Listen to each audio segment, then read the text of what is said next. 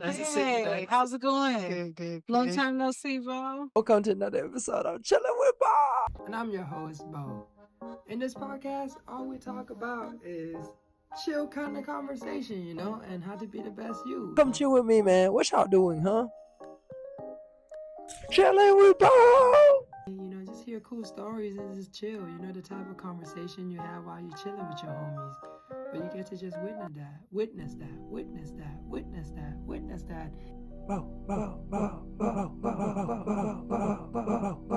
All right, y'all, welcome to another episode. Today we have Dynasty Taylor. She's actually one of my mentor, my sister, and just somebody who I've been learning for so much, and my former boss too. And the reason why I wanted to bring Dynasty here today is because I feel like I learned a lot from you, Dynasty, and I feel like for you to be such a young person, young Black woman who had your business at 23 and to be so successful where you was able to plant seed and not only make change in your community and for young students, she does tutoring service, but also hire people like me where I get to learn professionalism, empowerment, and so many things, right? And you've always been so authentic and create such a beautiful work culture that I'm to this day still inspired by and benefited a lot. And I would say, you know, my time working for Dynasty as a tutor also made me became more of an adult and learn more about responsibilities. Yeah. But so a little bit about Dynasty. First and foremost, she created this thing called DUYA, which is Dynasty United Youth Association. Mm-hmm. It's pretty much a pipeline that bring kids in underserved community to higher education, college, and things like that. But not only that, within DUYA, they also teach entrepreneurship skills, social skills, emotional regulation skill, and education. Is a very holistic approach. Dynasty is a testimony herself, and we'll hear more in this story, you know, and she won so many awards recognized by LA Times, New York Times, whatever major city have written anything, they've written about her. She got congressional award.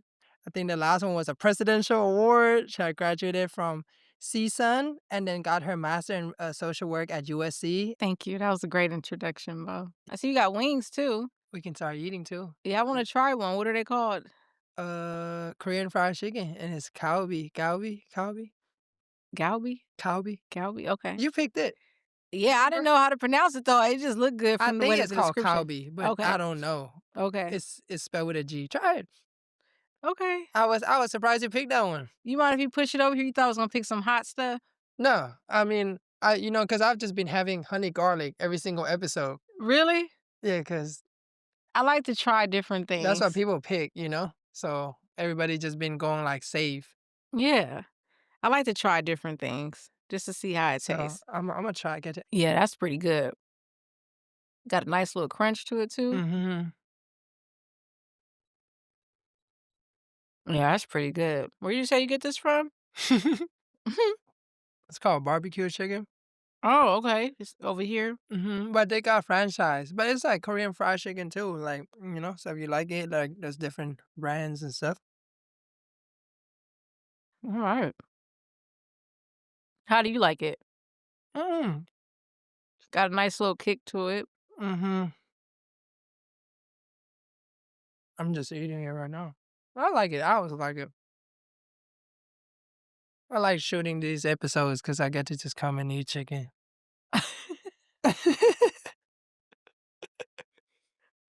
It's crazy how many people actually like chicken though, right? So Yeah. universal. Oh, yeah. It might be the most universal meat, chicken and eggs, because it's easiest, you know? It's not too intense. No. The animal is small enough. Unless you don't eat meat, then it's a little Mhm. different. Some people still have their preferences. But yeah, so let's start from the top. Dynasty, you know, talk to us a little bit about how you grew up. So I grew up in LA. I'm an LA native, born and raised, but I grew up in Baldwin Village. And in that community, there was this place called the Jungles. It's properly known from a lot of different type of movies, but I would try to reference Training Day with Denzel Washington Right. because everybody kind of knows the Jungles from that movie. And also that new movie with Keke Palmer and SZA. Oh, yeah? It was filmed in the area I grew up, Oh, in the jungle. yeah? Oh, So, yeah, no, that's a new movie that one of them people can days? reference from. Yeah, yeah, One of them days. one of them days. So, I grew up there, and what I can say is that even though it was considered the hood or in poverty, I would say that, it was a place where I had a sense of belonging. Both of my parents grew up there, so everybody kinda knew who I was before I knew who they were, type of thing. There was a lot of single parent households there. A lot of our fathers, of course, was in prison or not around or dead, unfortunately. So the community was really about us just being hopeful that we were there and kind of coming together through gatherings such as our birthday parties, Mhm, community barbecues, holidays. That was a big thing. The ice cream trucks, fruit trucks, having friends that, you see and live next door to, but you also went to school with. So mhm, we kinda all watched each other grew up. You knew who each other parents were, so it was a very close-knitted community. It's just that as you get older, the peer pressure from the surrounding areas of the community, you start to catch on, you start to see, what's really going on, after you get to past the age of, like, 12 or 13 when you get the opportunity to walk to school. And that's when I kinda knew that, okay, we grew up in a nice community, but this community a little different. And, it was a lotta exposure just to the gang life, mhm, um, prostitution, drugs. I would say drugs was a big thing mhm, back then, that was affecting a lot of our families and communities. And so, even though it gave us some sense of culture, it taught you a lot about loyalty, and it gave me a sense of belonging, like I was cared for in this world.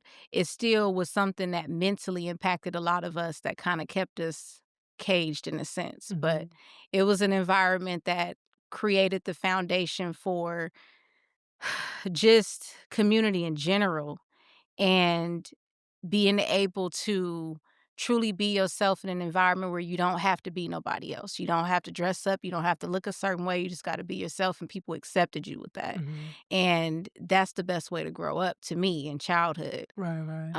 So yeah, that's kinda like where I grew up. I'm really proud of where I grew up, and I'm proud of the people I grew up around. Even if all the circumstances didn't end up the right way, it was a great, childhood experience. Do you wanna tell us, like, some of the stories, maybe some of the highlights or some of the things in the moments where you're like, "Oh, okay, this is a little different." Yeah, I just think, like, if you think about just the Baldwin Hills Mall, Mhm, that was the place everybody would go when you were young and you had your little boyfriends or girlfriends, and you get the opportunity to get away on the weekends and stuff like that when you were out of school. That was pretty cool. We also were known for, Jim Gilliam Park. mhm, That's where all the sports went down, the recreations, the games, um all of the picnics, the birthday parties, the community events, so that was really cool. And then you had Rancho Cienega Park down the street, and that's where the pool was. So when the oh, summer came, night swimming, we used to love that because, you get to hang out with your friends, go to the pool, and that was down the street from Dorsey High School. mhm, So that was always a thing for us. And, just local, like, 7-Elevens, Louisiana chicken, places where you'll eat. The Magic Johnson Theater right now is called, I think, Rave Cinemas, but we had the Magic Johnson Theater back then mm, associated with the Baldwin Hills Mall. So that was kinda like our upbringing, we used to get on the Dash for 25 cents just to go from one street to the other.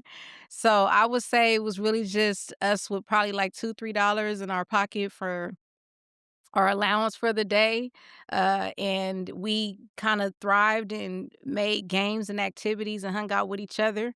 Back then, we didn't have social media, so when you hang out with your friends, you was hanging out with your friends, it mhm, was very much we were communicating, socializing, cracking jokes, play fighting, the whole situation, so that's why I would say it was like a really good childhood. mhm. I don't know how it would have been with social media, Right, right, but right. then it wasn't taking pictures and doing those things. You just showed up and you had fun, and that's Right. how it was. And I feel like I remember you telling me that you was very community oriented since you was young. Like, Mhm. what were some like community you was involved in? Was you involved in like church, sports, like extracurricular activities? Like, what were some things that you kind of Yeah.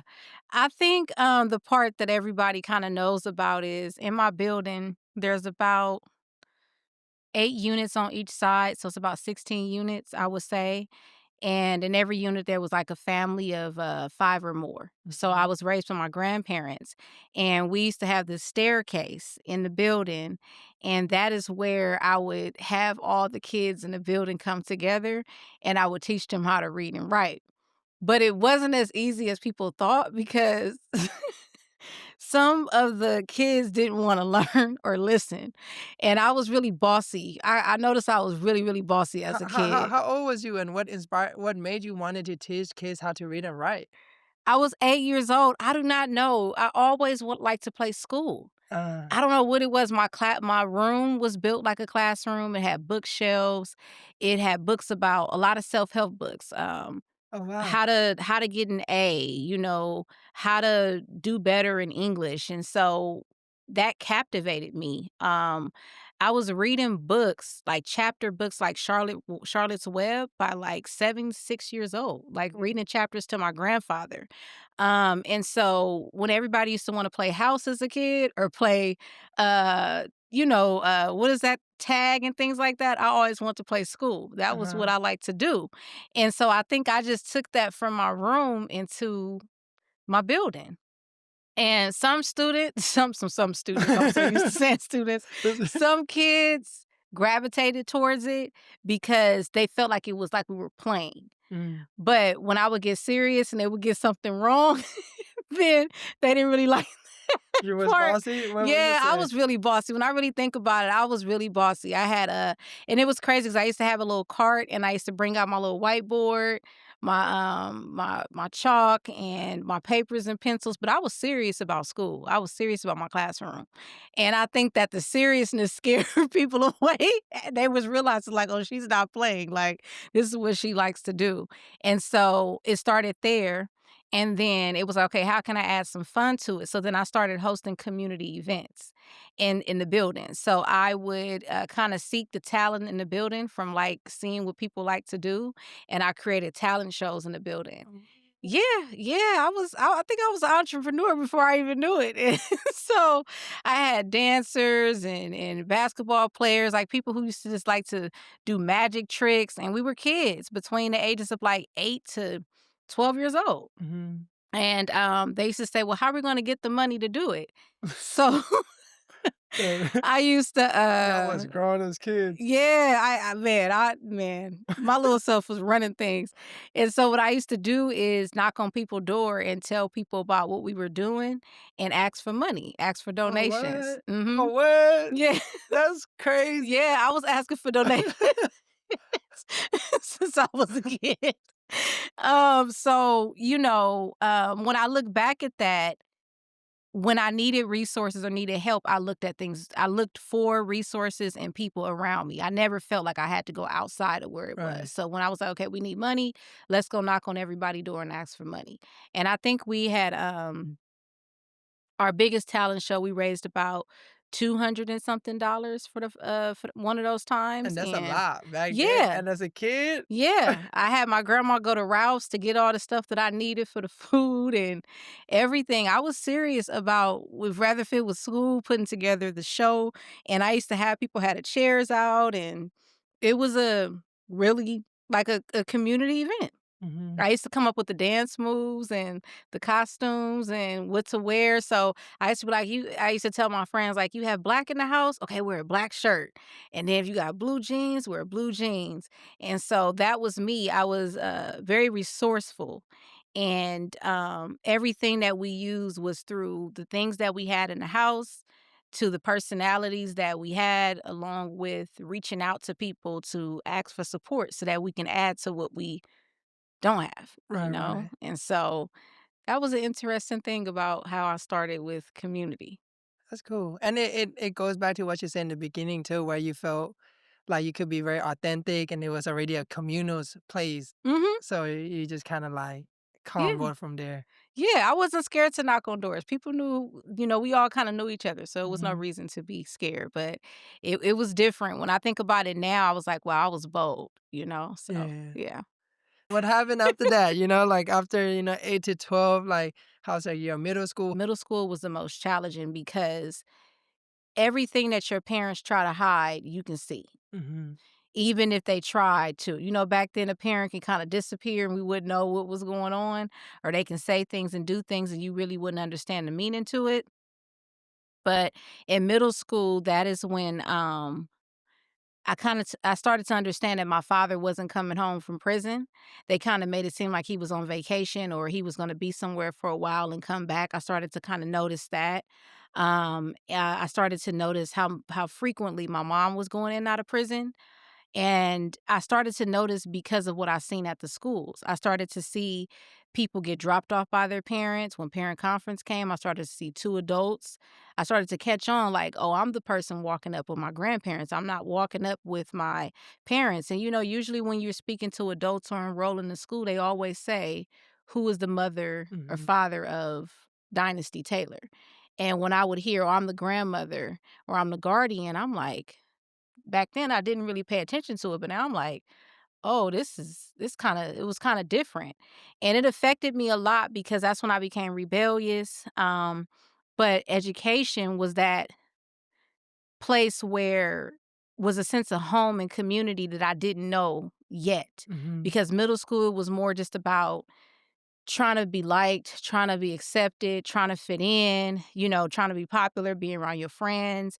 My focus wasn't education, but education was always there for me. So I excelled in school, but there were times that my behavior and my anger or my circumstances would impact it to where I started to receive bad grades or calls home or suspension or just running away. And then that kind of trickle down to high school, those same type of habits, Mhm. behaviors, friendships, that I was engaged in, and that's when I started to really engage in the streets more, Mhm. hanging out with different types of crowds and associating myself with people that kinda had similar stories like me, where our parents wasn't around or they didn't care about what we did, and, um I went through a few things from, going to juvenile hall, but not for a long-term sentence or anything like that, but I went there about twice, getting expelled from the school district from LAUSD, um starting to fight a lot,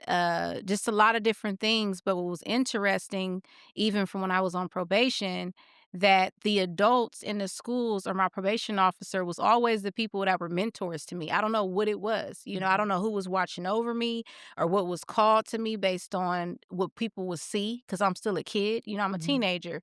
So people would always say, "Dynasty, why are you doing this when you can be doing this? Like, look at when you do well and you do take education seriously." Mhm. They noticed that I outperformed a lot of people. Mhm. But at that age and time, that wasn't my North Star. That Right. wasn't what I cared about? And so I continued to go through different phases in life that kind of had me confused as if I was going to go down the same path as my parents or if I was going to try to do better. Right. And I decided to keep going down the path that my parents were going down, and I liked that path until I started getting in trouble. It was like, "Oh, that's not fun." I didn't like the consequences of the type of stuff I was engaged in. I didn't like the consequences. I didn't like going to jail. I didn't like getting handcuffed. I didn't like, looking at jail time. That wasn't my thing. Right. So from that lifestyle, I got into a bad car accident where I almost killed me and a friend of mine. That was like my wake up call.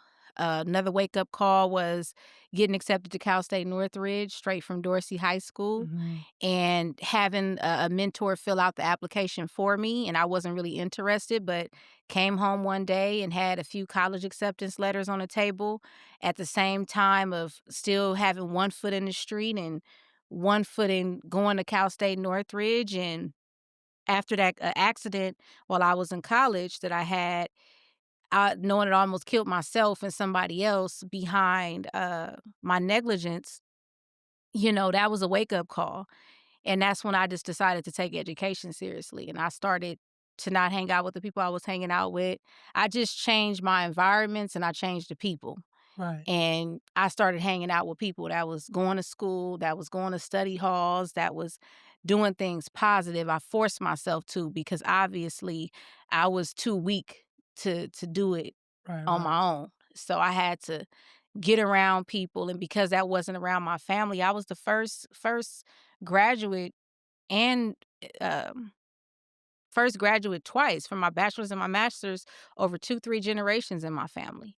So, when it was time to look for the best person around to see what to be like or as a role model, it wasn't around me. So, I had to step out of my household and also out of my community to see that. And Cal State Northridge was the place that allowed me to do that and grow. Right. I want to ask you one thing, like during that transition period, like Mhm. was there like lashback from from like the people you was around, like Oh, yeah. yeah, Oh, like yeah, what was you it? know, it was a lot, uh, I lost my middle school sweetheart, because we were supposed to be gang banging and living a certain life, and I chose to go a different route, so I lost that friendship. Mhm. I lost friends to where they kinda felt like, "Who do you think you are?" Mhm. type of mentality. My own mother, you know, was, not really supportive of what I wanted to do. My cousins, they were supportive in a way because I was still trying to figure it out, so as long as I would pull up and chill with them, they were cool, but when it got to a point where I didn't have time, they would question, what was a priority to me. Mhm. And success was scary because it appeared that the more that I got involved, because education brings opportunities for economic mobility. So that Right. means that I'm getting internships. I'm starting to make more money than my parents. I'm on this bike and I'm moving Right, right, and I'm right. passing people up. And people made me feel guilty and uncomfortable about Right. that. So I just would stay away from them people, right? I don't care who it was, family, friends. I just started to stay away, and I would thought that, okay, maybe I'm getting on y'all nerves, so maybe if I stay away, then y'all will feel better. But even being quiet and staying away and focusing made them even madder. Right, So it right. was like I had to make a choice, and to me, it was like it's either I stay here with y'all and be in the same position and what am I supposed to do with that? Right, Or right, right. I'm looking at the people that I'm around and I want to live better. I want to do better. I don't want to be in jail. I don't want to just be, smoking weed, drinking my whole life. I don't want to live like that for the rest of my life, Right, right, right. So I had the opportunity, which was amazing, to see the friends and family that wasn't really supporting what I was doing, but when I would look at their lifestyle and their decisions, and, I would look at the lifestyle decisions of the people that was at school with me, and the ones that was at school, they decisions and outcomes was way better to me Mhm, than mhm. what I seen, and I was, like, not judging my family or friends, but it was like, "What y'all talking about not making no sense." Right, right, right. You know, it seemed like if I keep listening to y'all, Imma be right here, and then now that I'm an adult, a lot of them are still there. Right. You know what I mean? So, I think too, I think as people grow, for any youth or adult that's struggling with that transition, when you come from cultures or families that have not been exposed to what you've been exposed to, you learn to forgive them later. Mhm. Because if they never been in the situation you've been in, how would they ever see Right, what you right. see? And then you start to get this vision and you try to get everybody to see the vision, but everybody's not going to see that because that vision was built for you. So that is how I dealt with it. It wasn't easy, trying to sometimes I'll feel sad about it. I'll make me feel like, dang, should I just quit what I'm doing? But the noise and the positivity in the with school and work was so positive that when I would go to these people, these mentors, and tell them like what I was going through, they'll say, "Keep going here, Right, right. keep going here," and I just listened to those voices because they started to make more sense. What makes you keep going? What makes me keep going in those moments of doubt is just when you grow up in a community I grew up in. along with the type of parents I had, I just wanted the first goal was just to not be like them. Right. I was so resentful with my parents. You know, my mom was 15 when she conceived me. My father was 16 when he conceived me.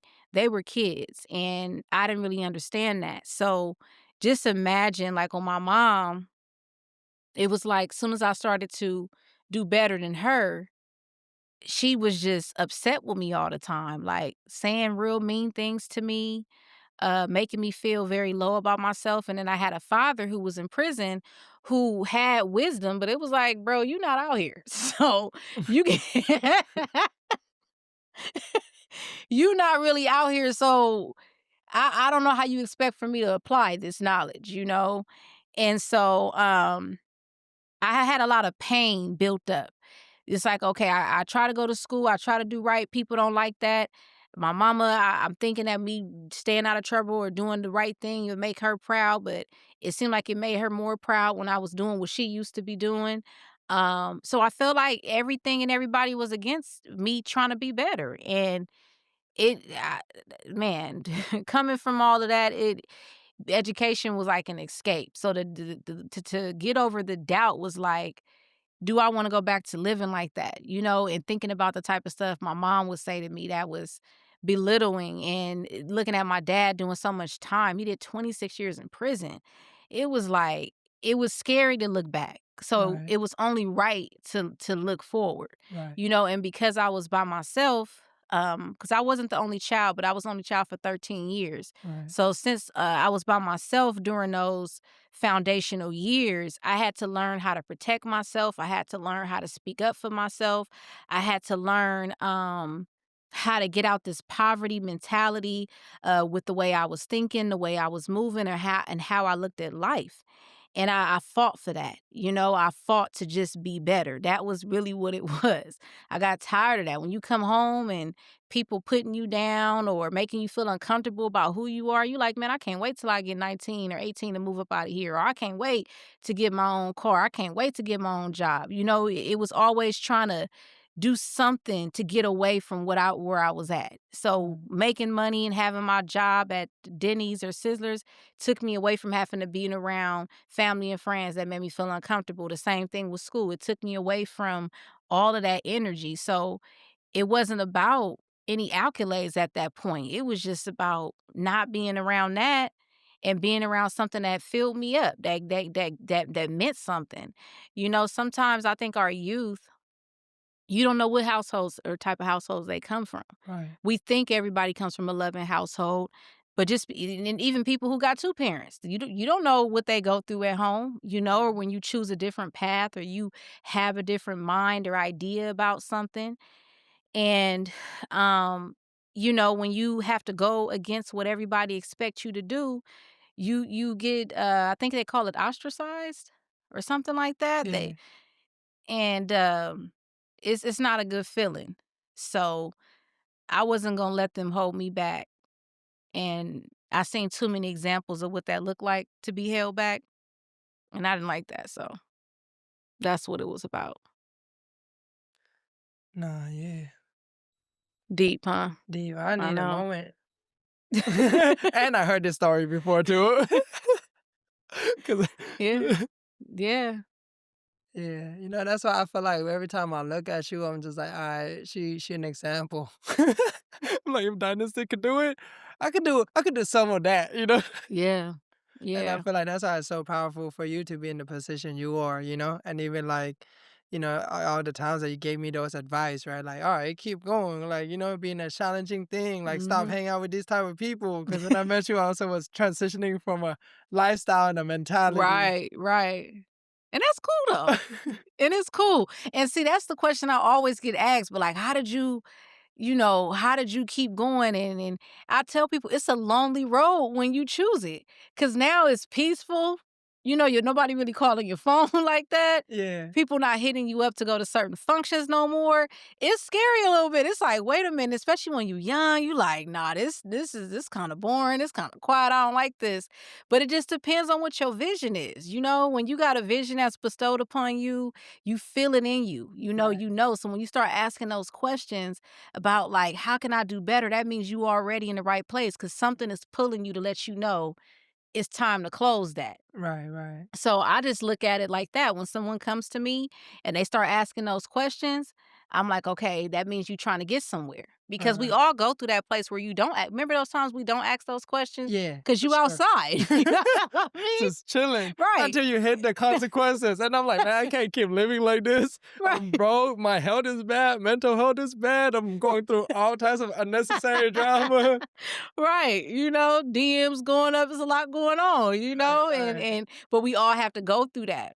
So I think that when you have friends or younger people who start to come to you and ask some questions, that's because they trying to get to a better place and they right, don't know how to get there. So it's like they got to go through that to get there. And then when they get there, it's like, okay, even though you may still have one foot out and one foot in, you in a good place because that's what life does. That's what nature does. That's what the universe does. It calls us, right. but sometimes people don't want to change those habits Mhm. in order to open the new doors. They want to take the old habits And and bring use the the old no door. keys with the new Yeah. door. You can't, it doesn't work like that, Nah, I feel that. Cause I'm like that. I'm like, man, I want to do everything I used to do, you but have money and stability and peace. And it contradicts it, and I keep getting in trouble, like Yeah. falling back. Yeah. I was there I with you know. for 3 years. I know. I seen it. I said, okay, he a little hard headed, but he'll figure it out. And Uh, you figured it out. yeah. And it's like, what's crazy? It's like, how do you have, I think fate plays a role. Like, you gotta tell me about that too. Cause for me, I know I'll talk to you, I'll call my other mentor too, and I'm just like, Mhm. "Man, this is boring. I ain't doing shit with my life," you know? I'm like, "What happened to all the lateness, all the Yeah. shorties, all like" I'm Yeah. just walking, looking at trees, like, what am I doing with my life? Every day I wake up and I just put my head down, I'm not even fresh no more. Right. Right. But, like, cause sometimes you don't I didn't see the vision. Right. I just didn't have an option. Yeah. I just didn't have an option but to do that. But, like, how do you see the vision and have faith? Like, what's your perspective? Because my perspective was, like, at least I had y'all, right? Uh-huh. That I'm like, "Okay, these are people who I feel like overcome things that" and I don't think it's a comparison, but overcome things that I don't know how they overcame it, but they overcame it. And I have things I need to overcome, so let me Yeah. at least go talk to these folks who I feel like at least understood me, because I used to Yeah. come and confide in you. Because I Yeah. think even, like, for me, like, growing up with a different, like, family dynamic and Yeah. feeling alone and needing to, like, like, put myself in situation that I haven't seen or my Mhm. family haven't been, and people doubting me too, not because of, like, ill intention, but just because of their personal doubts too. Correct, correct. I think that's where me and you connected the most was because we both knew how it feel to be alone. Mhm. You was coming away from was it Thailand? Thailand. Thailand.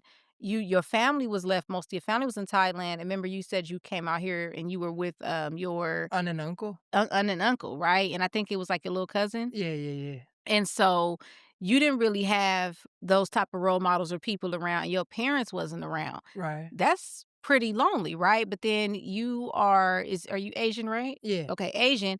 I'm Black and we had the same situation. My parents were not in Thailand. Right, right. Um, they were not around just like you. And I Right. didn't have the siblings around me either, just like you. And I didn't have people within my household that showed the prosperity that I needed to see, just like you. Right. So that's where we connected a lot. And I think what I was trying to teach you was that, like, faith has levels, but also faith is unseen. You have to be able to believe in something so much that it's gonna come true. You don't Mhm. know. It's not a matter in life about if it's gonna happen. It's about when it's gonna happen. Mm. That's what faith to me is all about, right? I didn't know what God was. I learned what God was because I kept getting in situations that I could have been in the same situation as my mother and father. Right. And when he would send people that were not kin of me to support me and pick me up, I'm like, "Oh, this was a form of angels. They were humans here, right? But these are people I didn't even know that was pouring into me and helping me out and wanting to see better in me." So he showed me through my faith that your kin doesn't always have to be the people that you come from, your blood. Right. It's people in community. That's why where you found community, Mhm, right? mhm. Where that will support you. You know what I mean? Everybody's not gonna have a mom dad experience. Everybody's not gonna have that. So what do you have? Especially when you think about foster kids. Right, right, You right. know, it's kind of hard to create a family and community when you don't have that. You know, so Right, you don't even see that, but you don't have to worry about it because when you believe and when you growing up, it's like, God looks over you. You know what I mean? He knows what we don't know. He knows our heart. But when we actually start to get that spiritual connection and we do know his power and know who he is, you have to tap into that and you have to trust that. right. And life will throw things at you and you got to remember who's in charge. And you got to remember who got you this far. And you got to remember the times when you didn't even get yourself this far, but somebody did. Mm, You know, that's where the faith comes in at, right, Um just to see where I am now. I'm a statistic. I'm a statistic. You're a statistic. From our stories, people wouldn't think that we are, how do we get where we are now, right? And how do we keep going? It's just that we have faith. We have little testimonies and accolades that's shown us that right, it's possible. So when you start to get a taste of, oh, if I do good or if I treat people right, if I'm kind, just little things like that, characteristics, if I have integrity, all of those things that you put into the world, that's an energy, and if it's positive, it always comes back positive. You know what I mean? But if you putting out negativity in the world and you doing negative things, you can't spiritually connect to anything. right, That energy just doesn't attract with that. So even just being kind to your elders, being kind to yourself, being kind to others, treating people with respect, having some form of integrity, being authentic to who you are, those simple qualities, that's a sense of energy that you putting out to people that attracts other people like you right, know? And so I say that to say that, having faith is also an energy as well. It comes with certain behaviors, attitudes. When you don't have faith in nothing, what do? You don't care about nobody. You right, stump on everybody. You willing to do whatever you got to do to get the agenda taken care of. That's that right. survival mentality. Mhm, That's the thing that's hard about survival because when you're in survival, all you care about is putting food on the table, putting a roof over your head, and clothes on your back. So you don't care about who you hurting, how you hurting them, because all you do is caring about how just to get by. But right, when you get to a thriving mindset, and you start having faith in what you're able to do, that energy puts you in a space where all things are possible. There is good people in this world. I right, can be a better person. right, I don't have to keep living like right. this. I gotta keep struggling. So I think it's definitely a mindset. But even if you and I have faith now, it's still going to be times where you're going to get tested, Right, and it's going to show you a different level of faith. right, right, right. You know what I mean? So that's how I look at it. Nah, that's beautiful. I don't think people It talk about that. About that, Yeah, it's hard to when you got out of survival because you gotta be a whole new person, and now, like, life kind of flips on you, and yeah, and I just experienced this, like, I mean, I've experienced it, and, like, I think this year is a more like, "Oh, wow," looking back, from when I met you to now, I'm like, "I can't believe this shit happened," like, I can't believe I'm no longer tripping, and, like, yeah, just, like, thugging it out and just, yeah, like, finessing yeah. everything, You were a real finesser. Why you say that? That was just your energy. Like when you were finesser, definitely an opportunist. You know what I mean? Yeah. Everything that was moving that around you, you was trying to figure out how to make it work. Even if you I think even if the police pulled you over, you was gonna finesse your way out that ticket. That's just who that was just a survival mindset. You coming from Thailand, you coming into LA. Right. LA is definitely Uh, known for, a lot of things. So I think it was just the lifestyle and the people you were around. You got to fake it till you make it, right, type right, of thing. So I seen a lot of that in you, but I think that's part of just growing up and figuring it out. Survival mentality is always going to be in me, even if I'm thriving and I'm making millions of dollars. It's still within your DNA because I come from a family of survivors. Right, So right. it's not like that survivor mentality still doesn't show up. It shows up the most when I'm triggered by my trauma. Mm. That's when my survivor mentality comes up, when I feel like somebody is in my way or trying to take something that's mine or says something to me that hurts me. I can get into that mentality. I can tap back into that quickly just from being triggered, right? Right. The thriving mindset is what I live in every day because what I'm surrounded by. Now, and you intentionally Yeah. put yourself there. Well, it's more than attention now. I'm there, Oh, you you're know? there, yeah, I yeah, live in it yeah. Yeah, now, you yeah, yeah, yeah. know? Like me, me and my family to be, we live in Playa del Rey because I wanted my child to grow up in a different community instead Mhm. of coming from the hospital to the hood. I wanted my baby to come from the hospital to a better area, I was close gonna to the say, you beach. always lived there or you just moved there recently? I was living in Inglewood before Playa del Rey, but, down the street was the hood Right, from right, right, right. where I was at in Inglewood. I wanted, nature. I wanted green trees. I wanted him to be able to walk to the store. I wanted him to be able to have friends to come see him and feel safe. I wanted to be able to invite people over and feel safe. So looking for safety in an environment was important to me. Um, 4 or 5 miles from my house is the office, the headquarters for DUYA. Right, right, That's right. in a nice environment, That is. it is. It's a culture shock from where I live, it's a culture shock in the office, the office is really nice, great people.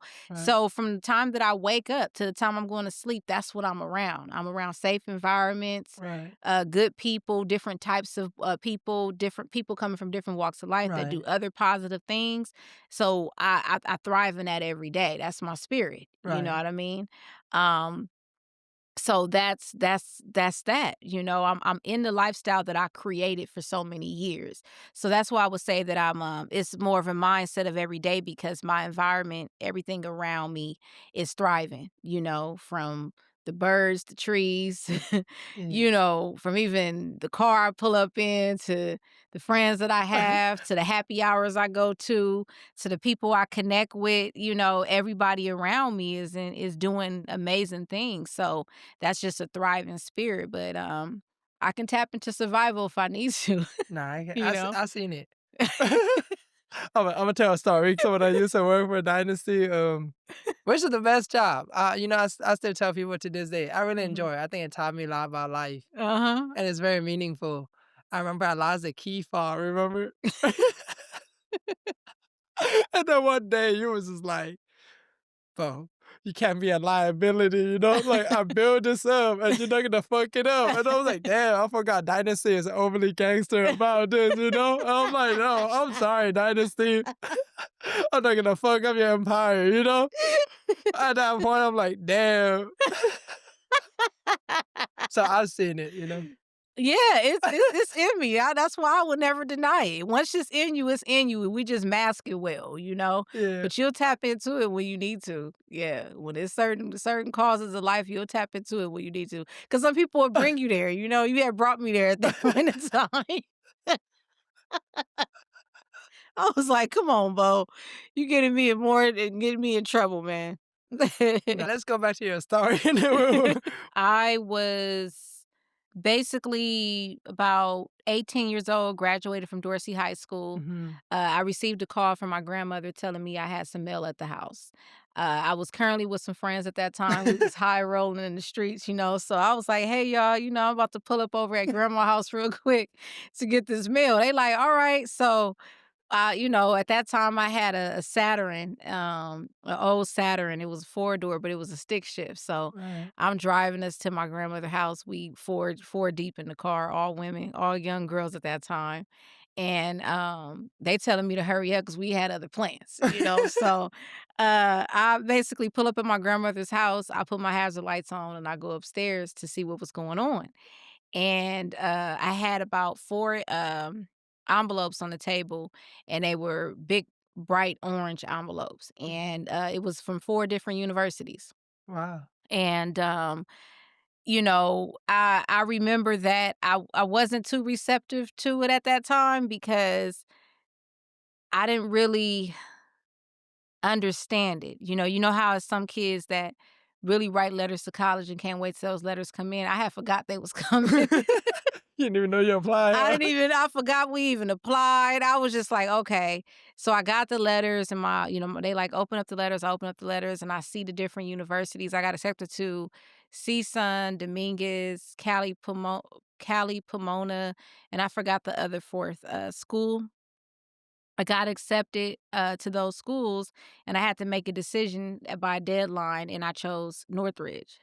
And so, back then, You just picked Northridge it, huh? Oh, you yeah, Northridge and Dominguez, I heard, had the most Black people, even though if okay. it was like a Dalmatian of us, a dot of us there, that was like the HBCUs back in the day to Mm. us. Like, oh, if you go to Dominguez or you go to Cal State Northridge, you're gonna see Black people. And I wanted to go somewhere where Black people was, of course. And so, I chose Cal State Northridge.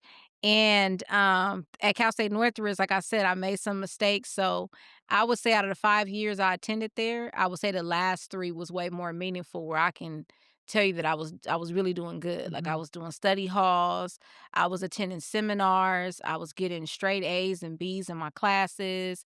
I was engaging a lot in Northridge in terms of, like, going to Panga Mall, going out to eat with friends. I had a little boyfriends and all that out there. So, that was pretty cool, and it was when I graduated from Northridge is when I had to start making some real life decisions because when you graduate, everybody's conversation is where you going after you graduate.